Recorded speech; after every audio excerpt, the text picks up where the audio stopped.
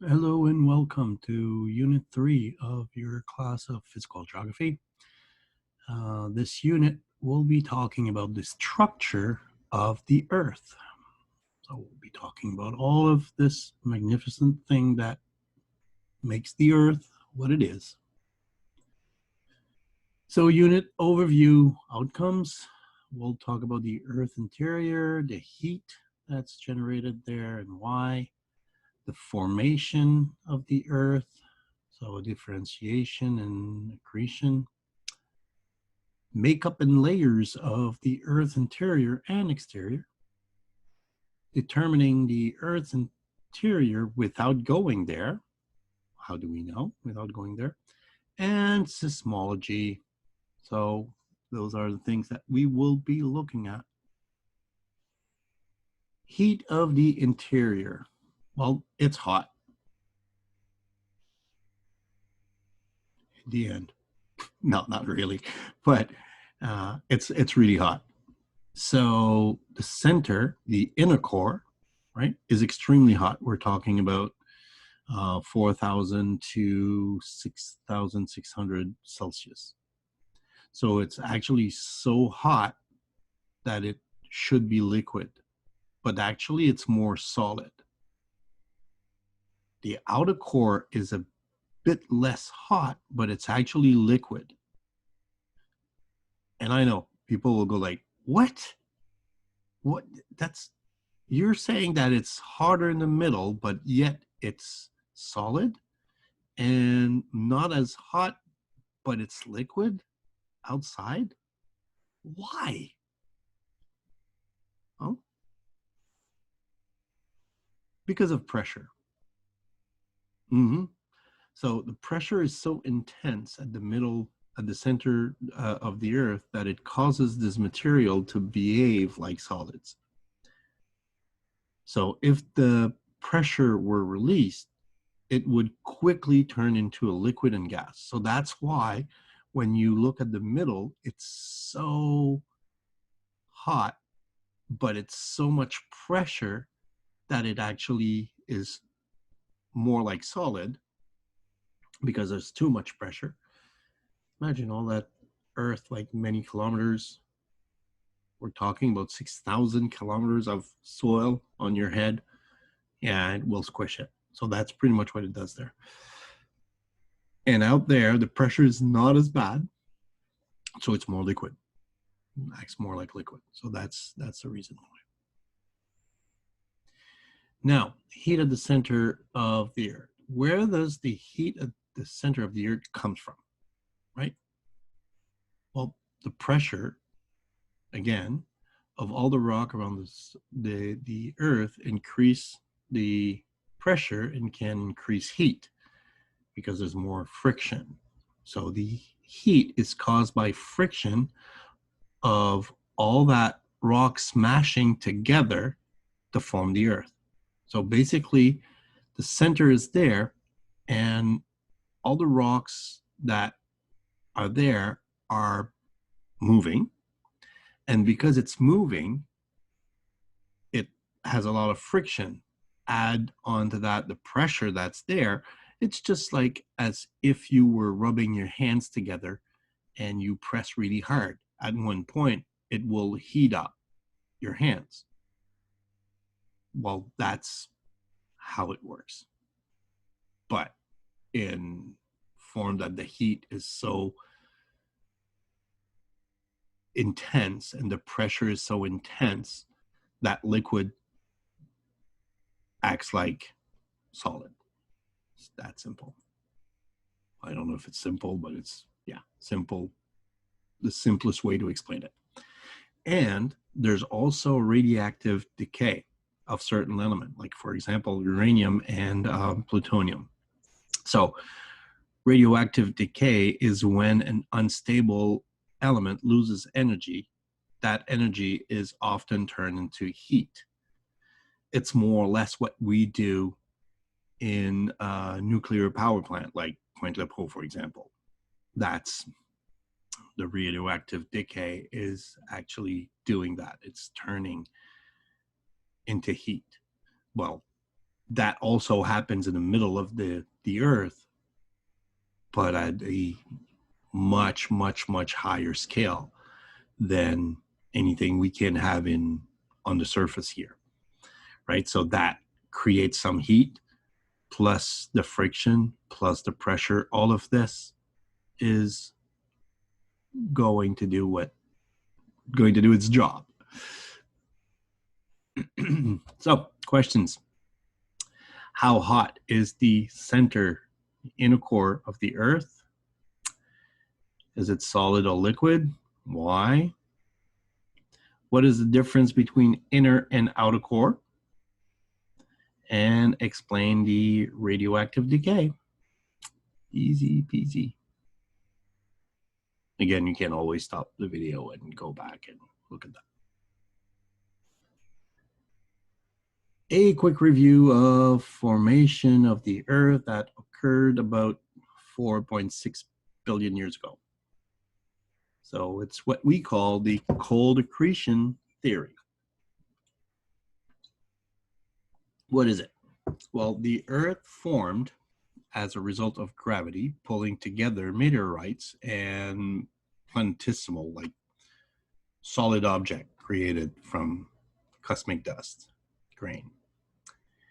And the accretion, what is the accretion, is a gradual increase in size from the addition of material.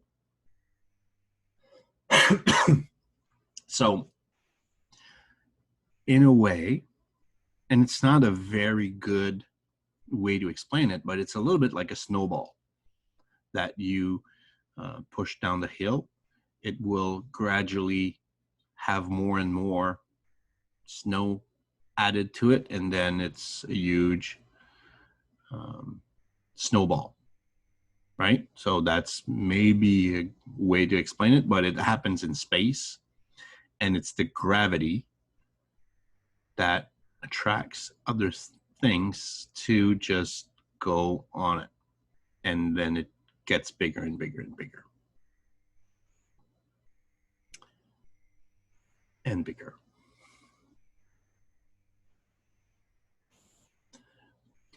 Now we have different layers, and those are the layers that we have, and those layers are over 6,000 kilometers to the center of the Earth. Of course, it's not the scale, it's just to show you that we have layers, and that's where this idea of accretion comes from, because we have layers that are piled up.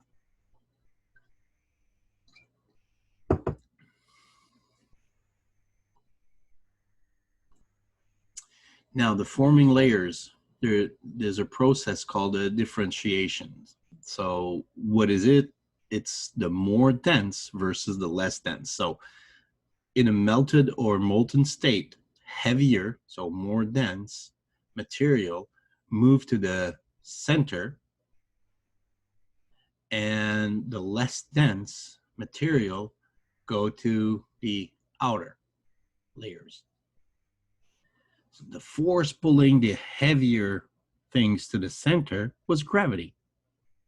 So gravity actually pulled all the heavier material down, and as you go up, it's not as heavy as material. It's that simple. So what are those elements? Well, there's 5 main elements that are making up the planet, and this is the total percentage of it. And I'm not going to ask you that in detail. I just want to give you that info. So iron is about 35%, oxygen is 30%, silicon is about 15%, magnesium 13, nickel 2.4, total of 95.4. Yes, the rest of it is other material that we don't talk about. Those are just the 5 main elements. Okay, so yes, there's gold, yes, there's all those other things. Those are the main ones.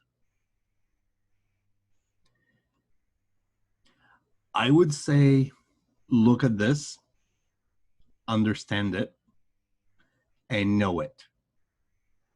It will come back to haunt you. All right. So inner core, outer core, lower mantle, upper mantle, lithosphere, ocean, right? So the crust.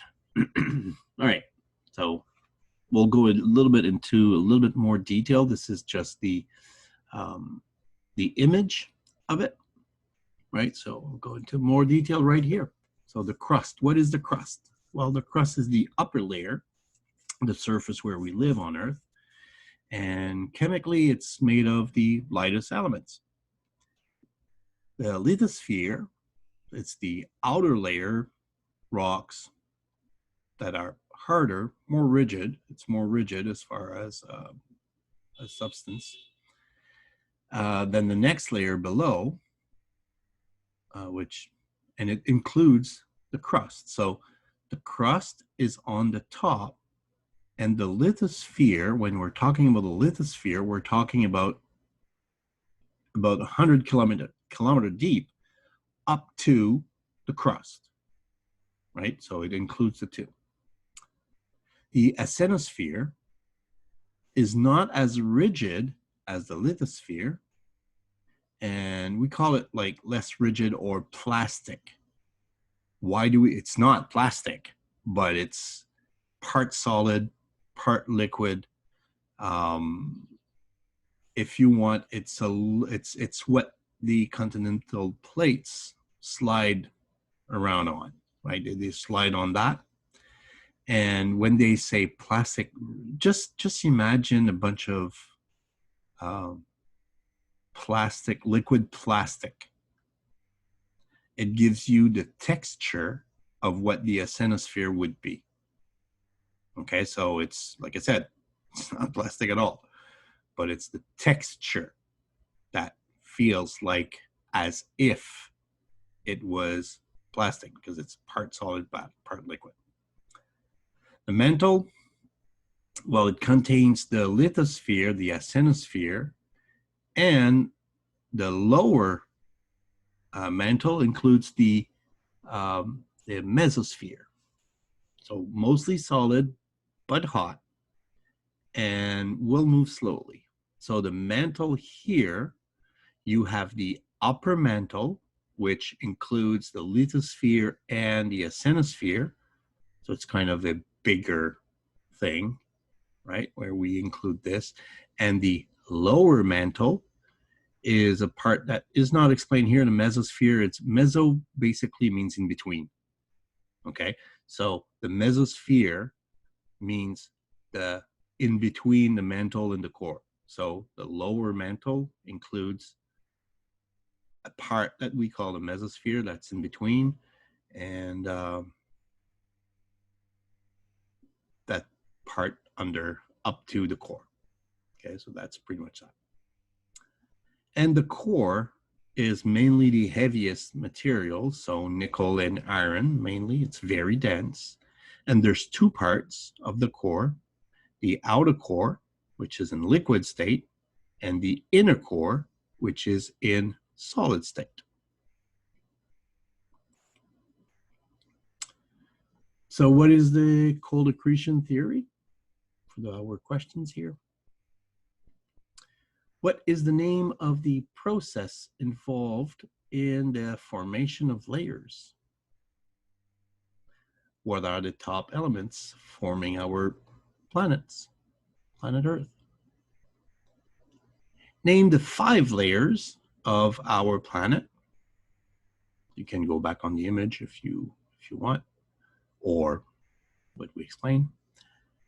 And which layer would be responsible for earthquakes? Use logic. No, I haven't talked about it. I know. Think about it. You would know this. And yes, it's more than one word.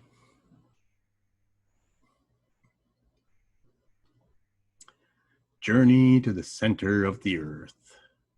Could we do it? Really? Well, so far, we have only been able to drill up to 12 kilometers into the surface of the Earth. and that was done in 1989 in Russia. So the deepest miners go to is typically about 3.3 or 4 kilometers. That's the average, like the deepest that we go. That means we can only rely on indirect evidence. So I'll be talking about that a bit later. So it's we don't know for sure, like we haven't seen it. So we have to rely on indirect evidence to know what's there. The reason why we can't seem to go further, well, first off, this pressure eventually will cause a drill hole to collapse and most likely crushing the pipe. And then the temperature, because it increases for 15 Celsius every kilometer. So at one point you go down, and when you go down an additional kilometer, the temperature increase 15 Celsius every kilometer. So it's kind of, yeah, it's getting hot really fast. In the water, which is less dense than molten rock, manned submarines have made it to the deepest part of the Earth. So at just over 10,000 meters, so 10 kilometers, in the Marianas Trench. So it's south of Japan. Modern submarine like this can only go to 1,300 meters or less, right? And the type of submarine that they had to use to go there was really big, and the walls really thick, and you could only have one person in there, one or two. So just to give you an example, this would be an example of a submarine, right? And all of this was to protect the people that were there. So that's to compensate for the pressure under water. So you can imagine, this is water, which is less dense than molten rock. You can imagine after that how difficult it would be to go in molten rock. That's a completely different ballgame. So why do we drill? Like, why do we even give ourselves the trouble to drill? Well, first off, for resources, oil, for example. Deepwater Horizon, which is south of Houston, Texas, made the largest drill depth to an oil field at 10,000 meters. And that was, well, you have to add the 4.1 meter of water, and that was in September 2009. So in 2010, a blowout of the wellhead caused an explosion, and the rig sank and left the wellhead open, causing the biggest oil spill in US history. So there's always risks in drilling. And if you drill for resources like oil, for example, this is, well, not every day or every year or something like that, but spills happen very frequently. So that's why it has to be done properly if we want to do that. And even then. So why drill is the other reason would be for scientific reason, to examine in detail the layer below so that we better understand volcanoes and earthquakes. So that's another reason why we would drill. So first would be for resources and then for scientific reasons. How deep was so for the questions, how deep was the deepest man-made hole in Russia? Why can we not go deeper? There's two reasons. What is the name of the deepest natural place on Earth? It's in the ocean. There's a group named that way. On average, how deep are the mines? Right? On average, or the deepest we usually don't go. And why do we drill? There's two reasons. Determining the interior. So if we can't get there, like I was saying before, how do we know what the interior is like? Well, we compared to our knowledge of the stars that are billions of light years away in some cases. We are unable to see 6,000 kilometers to the center of the Earth. So that causes a problem, right? So evidence we use to examine the Earth's interior can be direct or indirect. And I'll show you both. So I've mentioned indirect, so that's why I'm saying like now direct evidence. What is a direct evidence? Well, direct evidence is, for example, here where the mantle has broken through the surface. For example, Grumman National Park in Newfoundland. The characteristic of the rocks are much different, as you can see. It's not only because here there's trees and there's none, it's really the type of soil that is there and there makes this the mantle that broke through the surface, and here is the crust. So if you go on the link below, okay, on the description below, you click on that link that's there, and there's a guide that will explain to you what it is. Oh, geez. Talking too much, I'll have to stop. Indirect evidence. So what are those indirect evidence? Well, meteorites, seismology, and seismographic tomography. What are those? Well, meteorites, fairly simple, from space. These bodies are fragments of asteroids and planetesimal that formed in a similar manner as the Earth. So we know that it most likely formed by that because we have, by asteroids adding onto the Earth, because we have layers, right? We have different layers of that. And those layers explain more or less that those bodies came on the planet, on planet Earth. So if we take them like this, we can make some inference or some assumption that it can be made when they fall to the Earth. So yes, this is most likely made out of iron and nickel, because the core, that's the core. There's some stony meteorites, like the crust. Most of them, like there's iron also in the mantle. So we know that whatever falls onto this planet that comes from space most likely fell on the planet millions of years ago. So that's why we know that this is most likely what's in the middle of our planet.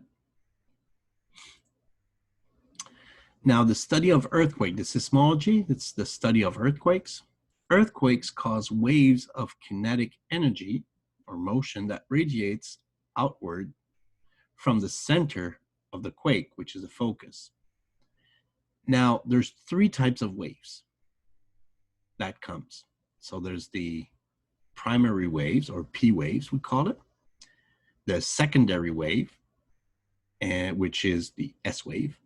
And the L wave comes from the name Love and Rayleigh, which is the two people who actually found those waves, right?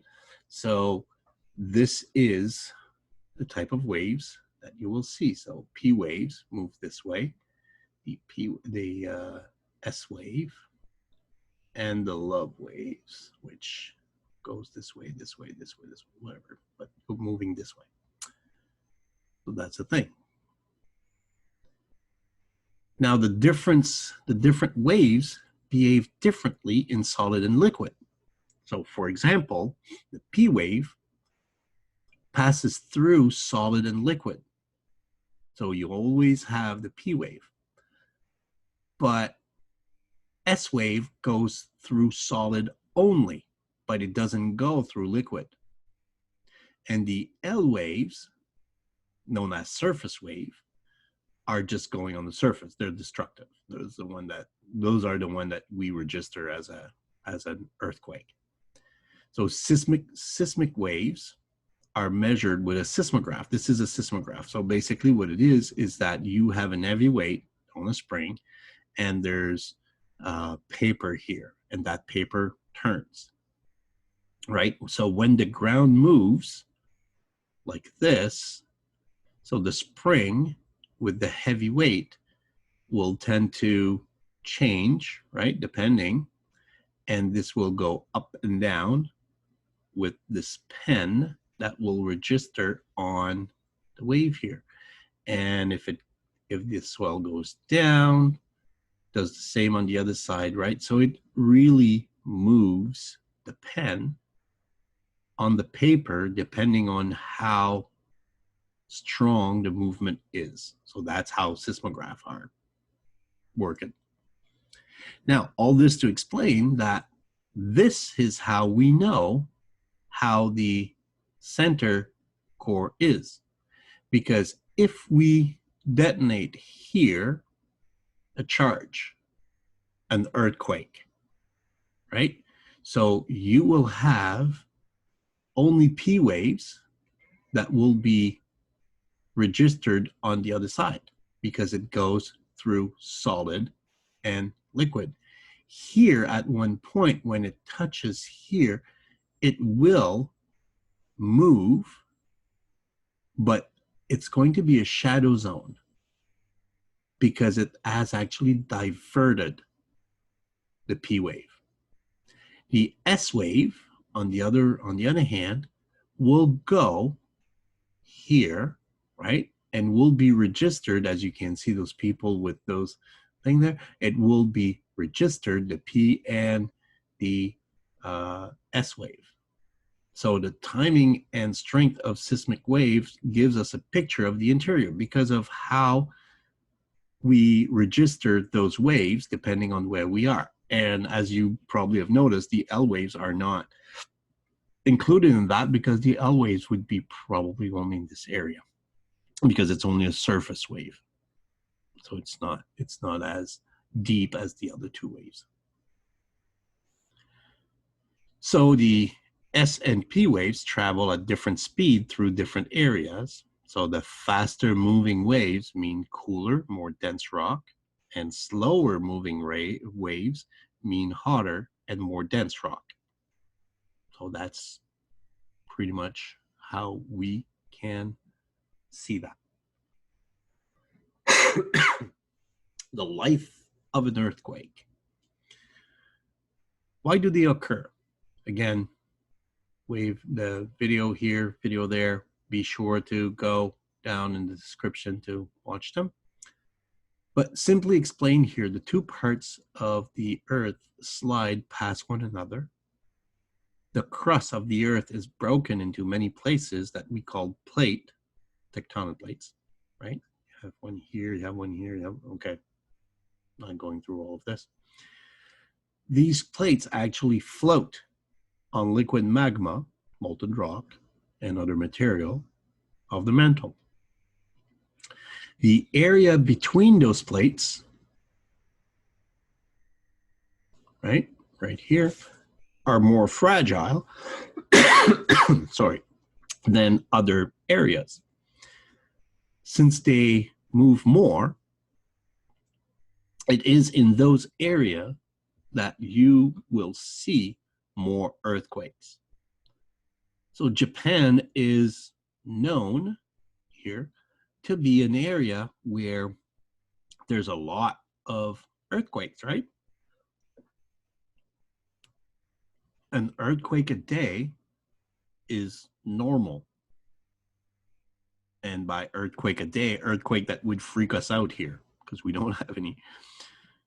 But why there more than others? Well, because there's one plate, two plates, three plates that are joining in Japan. So if one moves, they see it, no matter what it is. So there's 3 times more chance of having earthquakes because there's 3 different plates that are moving.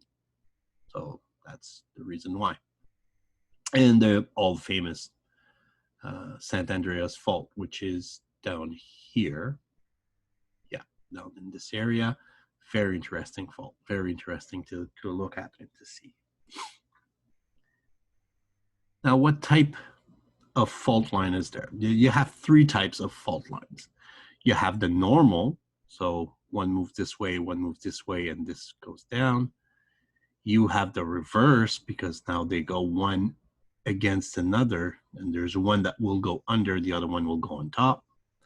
And this trike strip, which one would go this side and one will go on the other side. So those are the 3 main ones that happen. Usually this one is the most destructive. This one, not so much. Depends. So focus and epicenter. There are 2 main parts in an earthquake. There's a focus and the epicenter. So what are they? Well, the focus is the point at which an earthquake occurs, so it's underground, and the wave of energy move out in all directions from this point. So it can be anything, let's say 5, 10, 50 kilometers underground. Now the epicenter is the point on the Earth's surface directly above the focus. So if I have a focus here, my epicenter can be up here because it's directly above the focus, but that would be the epicenter and that would be the focus down there. So that's how it is. Now, seismic tomography. How do we know? How do we know all this? How do we measure this? What's happening? Well, a seismic station is a location where that has many instruments to measure changes in the Earth's crust during an earthquake.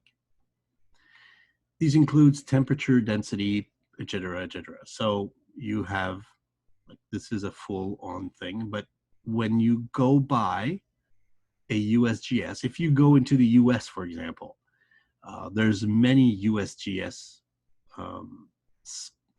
station, if you want, like this. It looks like just like that.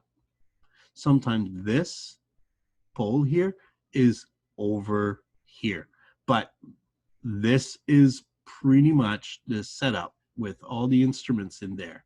You don't have to have a full-on station like this. This is just to register automatically different earthquakes and all that, and they have the idea of what it is. Now, this goes with tomography. What is tomography? Basically is with many stations all over the world collecting the information on an earthquake at the same time, we are able to generate 3D images of what the interior may be like as far as density, temperature, etc. So when you look at this, you see some areas that are harder than others or more dense, and you can have a pretty good idea of what's going on under just with the earthquake. And this is giving you a 3D image of what we know for a fact by triangulating the info from different places and do that, so we know what's going on under. So that's why nowadays we don't have to do the same thing as what we used to do. So dig a hole to see what's there. Now we just use this technology to be able to make a 3D image, and we know that, okay, density, this area has a certain density, so you will find iron there, or you will find gold there, or you will find nickel there. So depending on the density of the area. And that means also that is the reason why there's some earthquakes at different areas. So it's that simple. Now, how do we register an earthquake? Like an earthquake, we use the Richter scale. Charles Richter in 1935 created a scale that will show the power of an earthquake. So there's no real limit to the scale, and each number refers to a shaking that is 10 times greater than the number before. Like, for example, a magnitude 1 released the same amount of same amount of power as 6 ounces of TNT. But a magnitude 2 would be like 60 ounces. But a magnitude 8 released the same power as 6 million ton of TNT. So that was his way of defining what would be the differences of the different scales that he has. And this is not really, there's no limit to it. There's no real limit to it except physical limit, I guess. So what does it mean? Well, if you take about the magnitude here, and so 2.5 or less of magnitude, so what's the earthquake effect? So it would usually not be felt, but can be recorded on seismograph. And there's over 900,000 of those a year. There's a lot of those. So 2.5 to 5.4 often felt, especially in this end, only cause minor damage if it's at that end. And that's pretty much that. So there's about 30-ish thousand a year. So that, remember, this is an average, right? It's not a precise number. It's an average. So 5.5 to 6, slight damage to building and other structure sometimes, and it depends on, and most of the time the buildings, if you are in an area that has a lot of those, the code for building will take that under consideration. So for example, we don't have those here. Very, very rarely have those here because we have no fault line around New Brunswick. So the code does not take this under consideration. It takes this and this under consideration way more. But if we were to have that, it would cause a lot of damage, a lot more damage and slight damage to building. It would not collapse, but it would definitely cause damage to the building. And there's about 500 of those a year. 6.1 to 6.9 may cause a lot of damage in very populated area, of course. So when you have those in a populated area, that's where you start seeing those in the news. And there's about 100 of those a year. 7 to 7.9, those are major earthquakes, serious damage. There's about 20 of it a year. And 8 or greater, those are great earthquakes can totally destroy community near the epicenter, and there's about one every 5 to 10 years. So the big one like this is fairly rare. But when it happens, it's big. Questions. What are the two evidences we use to understand the Earth's interior? What are the three indirect evidence? What are the two type of waves in an earthquake? And yeah, I know you'll say, yeah, there's three actually. Go with the two main one, not the surface one. Which type of waves are used to understand the interior? Explain the three types of fault line. That would be like direction and what happened. And what is the difference between the focus and the epicenter of the earthquake? So where are they? And what is the Richter scale? And this is the end of Unit 3, the structure of the Earth. So thank you for watching. Take care. See you later.